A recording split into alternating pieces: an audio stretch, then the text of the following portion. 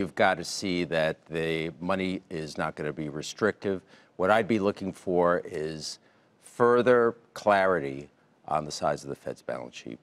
How much they're bringing that down, what they call not QE, our viewers know that, quantitative easing. This is QT, quantitative tightening. What do you want to see them do? Slow the pace of that balance sheet reduction? Yeah, or just really define the plan, and certainly not use terms like autopilot or, those sorts of things, because, you can't do two things at the same time. You can't raise rates and shrink the balance sheet while you have all these, global uncertainties going on, in particular China. Do you think we're going to get a rate hike? No, 0%. No, nobody thinks that is. What do you want to hear them say? Do you want to hear the hawkish Powell or the dovish Oh, you definitely Powell? Want the dovish Powell. You want the we're backing off, data dependent. Yeah, you want to hear him say, I have some concerns about China, I have concerns about Brexit. You want to hear that he's incorporating some of the realities of what's going on around the world into the calculus of how policy is going to be set.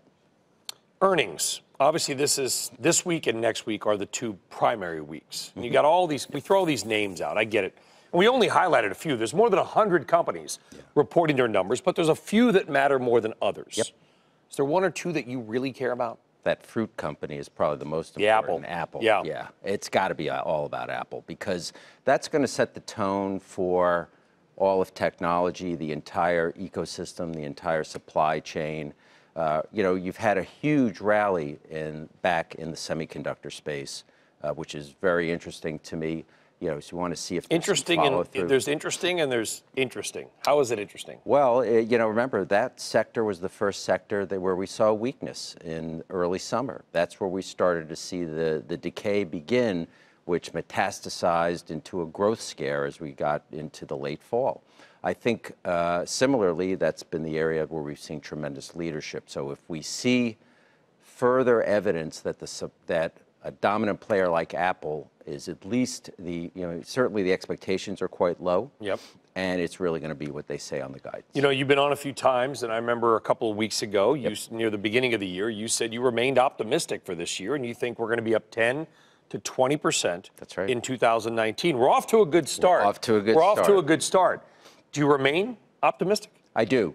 Look, technically, we're in sort of a questionable zone right now where we could be subject to profit taking, but I think that'd be kind of like a 3 to 5% type of technical pullback, because V-shaped market recoveries are actually quite rare.